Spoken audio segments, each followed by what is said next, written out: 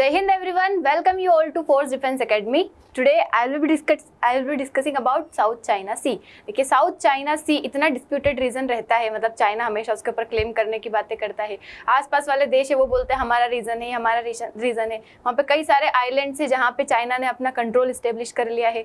तो कई सारे ऐसे आइलैंड्स है जो चाइना ने नहीं होने के बाद भी आर्टिफिशियली उसने बना लिए और वहाँ पे वो अपना क्लेम करता है।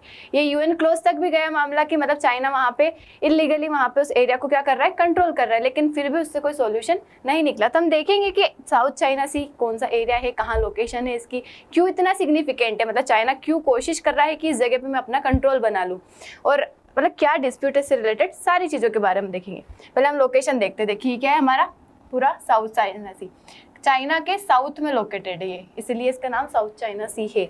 अब ये चाइना क्यों क्लेम करता है, देखो इतना रीजन, मतलब इसने जो 9 डैश लाइन बना रखी है यहाँ पे, मतलब चाइना ने 9 डैश लाइन ये क्रिएट कर रखी है, ठीक है। और ये कहता है कि पूरा एरिया जो है वो किसका है, चाइना का है।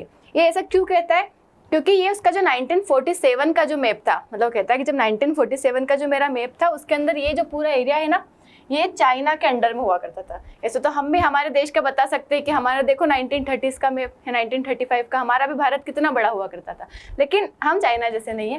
देखो चाइना क्या बोलता है कि 1947 के टाइम पे उसका एरिया इतना हुआ करता था, इसलिए वो इस एरिया को यहाँ पे क्लेम करता है। और उसने ऐसे 9 डैश लाइन मतलब क्रिएट कर रखी है कि ये वाला एरिया उसका आता है। जबकि अगर हम यूएन क्लोज की बात करें, देखो जो यूएन क्लोज जो होता है उसका रूल है कि मतलब कोई भी देश जो होगा उसकी जो वाटर टेरिटरी, मतलब मेरी टाइम जो मतलब उसकी टेरिटरी होगी कितनी होगी, अप टू 200 नॉटिकल माइल, मतलब 200 नॉटिकल माइल तक कोई भी मेरी टाइम जो एरिया है, मेरी टाइम जो रीजन है आपका वाटर वाला रीजन, ओशन वाला, उसको क्या कर सकते हैं, शेयर कर सकते हैं। मतलब उतने एरिया में क्या करना है आपको, जो भी काम करना हो, आपको ऑयल वहाँ से निकालना हो, गैस निकालना हो, उसके अलावा वहाँ पे जो भी ट्रेड करना हो, फिशरीज के ऊपर आपका राइट्स रहेगा। मतलब आपका क्या है, ये एक्सक्लूसिव इकोनॉमिक जोन है, एक्सक्लूसिव इकोनॉमिक जोन है अप टू कहाँ तक, 200 नॉटिकल माइल तक।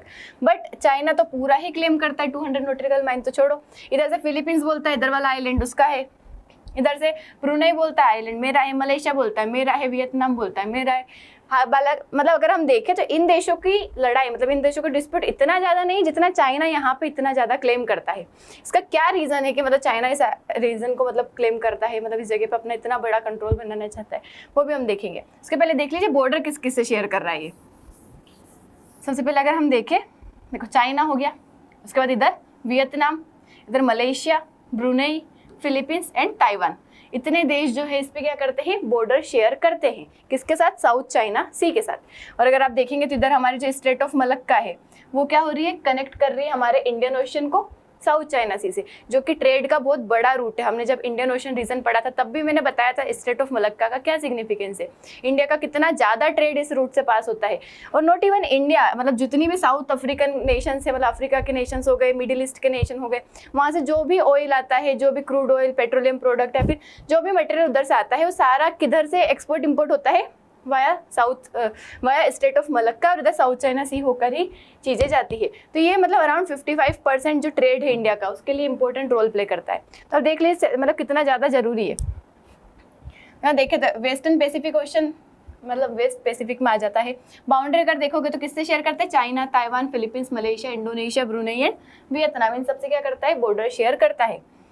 ताइवान स्टेट से कनेक्टेड है ईस्ट चाइना सी से, लुजोन स्टेट जो है उसे फिलीपींस से शेयर करता है। देखो अगर आप देखोगे तो यहाँ पे जो है आपका इधर के साइड क्या है, ईस्ट चाइना सी है, इधर के साइड ये फिलीपींस सी है, तो यहाँ पे लुजोन स्टेट आ गई आपकी। मिनट, उसके बाद 2 मेजर आर्किपेलागो, यहाँ पे जो है क्या है, 2 बड़े आर्किपेलागो या फिर आइलैंड्स कह सकते हैं। आर्किपेलागो मतलब ग्रुप ऑफ आइलैंड। तो जो आर्किपेलागो है, पैरासल आइलैंड एंड स्पार्टले, मतलब एक पैरासल आइलैंड है और एक नीचे है स्पार्टले आइलैंड।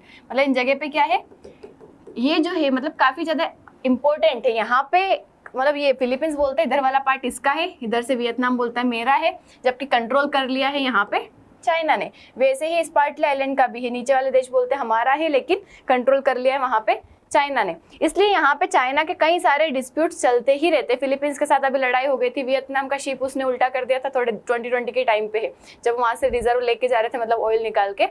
चाइना ने क्या करा कि वियतनाम छोटा देश है, कुछ कर पाएगा नहीं, तो वहाँ का उनका शिप ही गिरा दिया समुद्र में। इस तरीके के काम चाइना करता रहता है।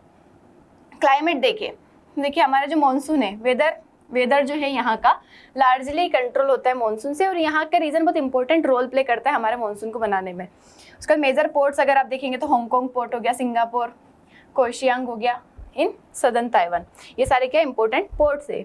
और अगर आप देखिए ये 9 डेज लाइन हो गई, पैरासल आइलैंड, स्पार्टले आइलैंड, एंड ये स्कारबोरो शोल, क्या है ये स्कारबोरो शोल, जो कि ईस्ट साइड में आती है, किसके पे, इसके साउथ चाइना सी के ईस्ट साइड में आती है। ये भी बहुत इंपॉर्टेंट है, जहाँ पे भी क्या करता है चाइना ने यहाँ पे कंट्रोल बना लिया है आर्टिफिशियल आइलैंड्स बना के। ये इधर ताइवान हो गया, इधर ताइवान स्ट्रेट के थ्रू आपका ईस्ट चाइना सी कनेक्ट होता है, इधर लुजोन स्ट्रेट से फिलीपींस कनेक्ट होता है, ये अपना वियतनाम, ये चाइना, मलेशिया, ये सारी आप लोकेशन देख सकते हैं। इट्स अबाउट साउथ चाइना सी। अब इसका क्या सिग्निफिकेंस है, क्यों इतना ज़्यादा जरूरी है, तो देखो ग्लोबल ट्रेड के लिए सबसे इंपॉर्टेंट, मतलब 1/3 अगर देखेंगे तो ग्लोबल मेरीटाइम ट्रेड इससे पास होता है। 3.5 मिलियन स्क्वायर किलोमीटर का ये एरिया है। उसके बाद 40% पेट्रोलियम प्रोडक्ट इस सी से, मतलब हर साल कितने 40% पेट्रोलियम प्रोडक्ट डिलीवर होते हैं। उसका सेवरल मोस्ट सी लेन, मतलब अगर आप देखेंगे तो ये सेकंड मोस्ट जो है सी लेन है जो यूज़ की जाती है ट्रेड के लिए। फर्स्ट हो जाती है नॉर्थ अटलांटिक वाला जो रीजन है, उसका सेकंड यही है। सिग्निफिकेंट ट्रेड रूट है आपके क्रूड ऑयल के लिए, जो मतलब पर्शियन गल्फ, अफ्रीका वाले नेशन से जो भी क्रूड ऑयल आता है, जैसे अभी मैंने बताया था, सारा किसके थ्रू पास होता है, स्ट्रेट ऑफ मलक्का से। कहाँ पहुंचता है, Singapore, Thailand, Hong Kong, Taiwan, south Korea, Japan, मतलब सारा जो इधर वाले नेशन से वहाँ पे किसके थ्रू होके जाता है, स्ट्रेट ऑफ मलक्का के थ्रू होके जाता है, जो कि साउथ चाइना सी से पास होती है। इंडिया भी अपने मतलब ट्रेड का 55% जो ट्रेड है उसके लिए डिपेंड है साउथ चाइना सी पे। फिशिंग का अगर देखोगे तो मोस्टली अराउंड 12% या 10 to 12% जो है फिशिंग जो है कहाँ पे होती है, साउथ चाइना सी में होती है, जो कि वहाँ के लोगों की लाइवलीहुड के लिए, वहाँ के लोगों के जीवन के लिए, मतलब क्या है, काफ़ी ज़्यादा ज़रूरी है, इवन ट्रेड के लिए भी।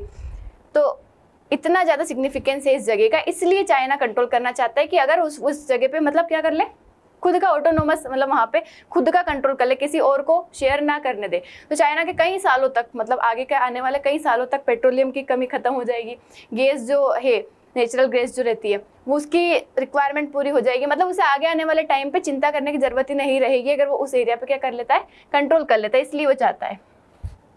डिस्प्यूट क्या है इसका कि सेवरल कंट्रीज मतलब उसके कई पार्ट पे क्लेम करते हैं, जैसा मैंने बताया था, आसपास वाले देश सब क्लेम करते हैं उस जगह पे। पर्टिकुलर चाइना क्लेम करता है, मतलब वो सोवरेनिटी बताता है अपनी कि वो जो जगह है वो क्या है, उसकी सोवन प्लेस है, लेकिन ऐसा नहीं है। जैसे दूसरे देश हो गए, Vietnam, Philippines, Taiwan, Malaysia, Brunei, ये सब गुस्सा करते हैं क्योंकि ऑब्वियसली अगर उनकी जगह पे कोई और आके कंट्रोल करेगा तो उससे तो डिस्प्यूट करेंगे ही सही ये देश। जैसे स्पार्टली आइलैंड हो गया, पैरासल आइलैंड हो गया, यहाँ पे दूसरे देशों का क्लेम है, लेकिन फिर भी वहाँ पे कौन कंट्रोल करके बैठा है, चाइना। 9 डेज लाइन जो उसने बना रखी है, मतलब टेरिटरी उसने मतलब डिमार्केट कर रखी, जिसको 9 डेज लाइन बोलता है। हालांकि इसको यूएन क्लोज जो है, हमारा United Nation Convention on the law of sea जो है, वो इसको नहीं मानता है, वैलिड नहीं मानता है कि कोई 9 डेज लाइन नाम की कोई चीज़ है या फिर ऐसा है, लेकिन फिर भी चाइना मन से बना रखा है और उस पर कंट्रोल करता है। उसके बाद अगर आप देखें तो in the eastern part of sea, China, Taiwan, Philippines, ये किसको क्लेम करते हैं, स्कारबोरो शोल।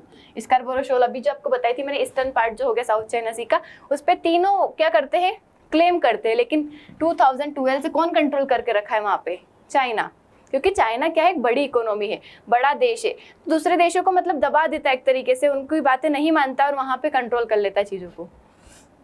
पर्टिकुलरली एक्टिव है पैरासल और स्पार्टली आइलैंड में।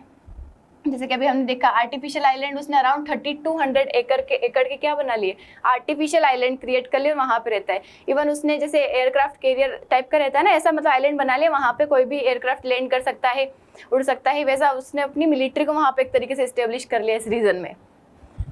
स्कारबोरो शोल को भी मतलब सी गार्ड प्रेजेंस वहाँ पे रहता है, रखता है। उसके बाद रिसोर्स अगर हम देखें तो 3.6 बिलियन बैरल पेट्रोलियम निकलता है, other liquids and 40.3 trillion cubic feet जो है नेचुरल गैस वहाँ पे पाई जाती है साउथ चाइना सी में। उसके बाद कई सारे रेयर अर्थ मेटल जो हो गए, तो ये सारी चीज़ें हैं वहाँ पे जो उसको डिस्प्यूटेड बना दी, क्योंकि सबको चाहिए वो चीज़ें। तो उसका साउथ चाइना सी की फिशरी जो है अराउंड 100 बिलियन जो है डॉलर एनुअली क्या करती है, जनरेट करती है इनकम, जो कि 12% हो जाता है टोटल फिशरी का। उसके बाद पास्ट डिकेड में भी अगर हम देखें तो चाइना और फिलीपींस के बीच में मतलब कई सारे क्लेशेस हो गए थे, टेंशंस क्रिएट हो गए थे। 2003 में मतलब 2013 में चाइना ने क्या कर लिया था, डी फैक्टो कंट्रोल कर लिया था स्कारबोरो शोल। डी फैक्टो मतलब लीगल नहीं है वो, फिर भी वो मानता है कि मेरा खुद का है वो। एरिया। तो स्कार्बोरो शोल पे कंट्रोल कर लिया था, फिर फिलीपींस ने उसके लिए आर्बिट्रेशन यूएन क्लोज में दर्ज की। तभी यूएन क्लोज ने 2016 में बोला कि कोई लीगल बेसिस नहीं है 9 डैश लाइन का, मतलब फिलीपींस के वेसल को ऐसे रोकना, फिलीपींस के ऊपर अटैक करना, वहाँ से उससे झगड़ा करना, ये सब वैलिड नहीं है। चाइना को मना कर दे कि 9 डैश लाइन का कोई सिग्निफिकेंस नहीं है, और फिलीपींस के सोवन राइट को चाइना ने वोलेट किया है। हालांकि चाइना फिर भी उस चीज़ को मानता नहीं है कुछ भी।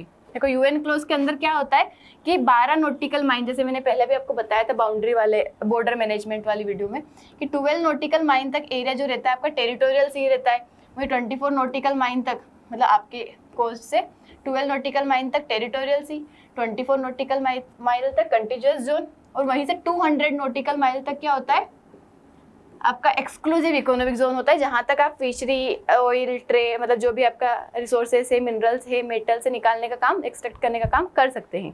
तो ये यूएन क्लोज ने बताया है। अगर हम एफर्ट देखें, कई सारे एफर्ट्स किए गए, हालांकि वो सक्सेसफुल नहीं हुए, लेकिन फिर भी ऐसे किए गए कि साउथ चाइना सी के डिस्प्यूट को खत्म कर दें। जैसे कोड ऑफ कंडक्ट, मतलब ये चाइना और आसियान जो नेशन है, association of south east Asian nation, इन्होंने इस डिस्प्यूट को रिजोल्व करने के लिए बातें की थी, लेकिन अभी तक, मतलब आसियान के खुद ही नेशन के बीच में इंटरनल डिस्प्यूट चलते रहते, उस वजह से अभी तक इस चीज़ का कोई सोल्यूशन नहीं निकल पाया। उसके बाद कंडक्ट ऑफ पार्टीज जो है, इसका भी डिक्लेरेशन हुआ था किसके, आसियान और चाइना के बीच में 2002 में, लेकिन उसका भी कोई, वो भी अभी तक एल्यूजिव है, कोई सोल्यूशन नहीं निकला।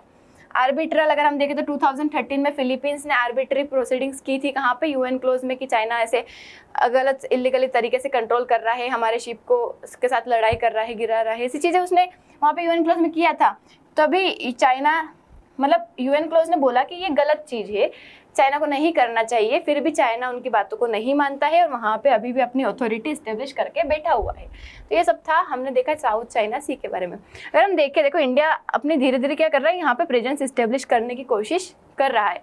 जैसे चाइना हमारे इंडो पैसिफिक, मतलब इंडियन ओशन वाले रीजन में इंटरफेयर करने की कोशिश करता रहता है ना धीरे धीरे, वैसे इंडिया भी क्या कर रहा है, अब धीरे धीरे साउथ चाइना सी तरफ जा रहा है, अपनी प्रेजेंस इस्टेब्लिश करने की कोशिश कर रहा है। कि जैसा चाइना करेगा हम भी वैसा करेंगे, अब हम ऐसे नहीं बैठेंगे। तो चाइना, इंडिया भी क्या कर रहा है, कोशिश कर रहा है कि इस एरिया में, इस रीजन में अपनी प्रेजेंस इस्टेब्लिश कर ले।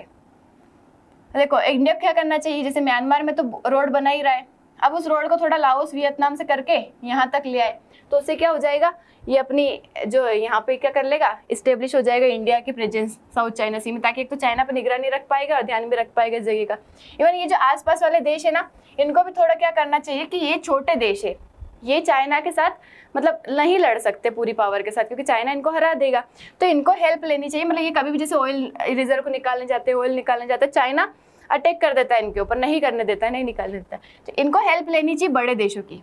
या तो इंडिया से हेल्प ले ले, हमारी ONGC यहाँ पे चली जाए, क्योंकि इंडिया पे से डायरेक्टली अटैक नहीं कर पाएगा चाइना, इंडिया बड़ा देश है as compare to this nations. तो इंडिया यहाँ पे आ जाता है, यहाँ से निकालता है, तो आधा फायदा इंडिया का, आधा ऑयल, मतलब 50% इंडिया रख ले, 50% इनको दे दे। ऐसे इनको बात करनी चाहिए US से, UK से, मतलब बड़े बड़े देशों से, कि आप आओ यहाँ पे अपना ऑयल रिजर्व से ऑयल निकालो, आधा हमें दे दो, आधा आप ले जाओ, एटलीस्ट आधा तो मिलेगा इनको, अभी कुछ नहीं मिल रहा उससे। तो इस तरीके के इनिशिएटिव्स इन देशों को भी लेना चाहिए, ताकि ये जो यहाँ पे कॉन्फ्लिक्ट हो रहा है, ये धीरे धीरे मतलब दूसरे देश भी यहाँ पे प्रेजेंस बनाए, ताकि चाइना अपना आर्बिट्री प्रेजेंस वहाँ पे नहीं बना पाए। तो इस तरीके से कुछ इनिशिएटिव्स लेने चाहिए। हालांकि इंडिया कोशिश कर रहा है कि अपनी प्रेजेंस धीरे धीरे यहाँ पे साउथ चाइना सी में लाए, तो होगा आगे आने वाले टाइम पे इंडिया अपनी प्रेजेंस यहाँ पे बनाएगा, जिस तरीके से चाइना बना रहा है ना, से इंडिया बनाएगा। This is all about South China Sea. I hope आपको समझ आया होगा। थैंक यू एंड जय हिंद।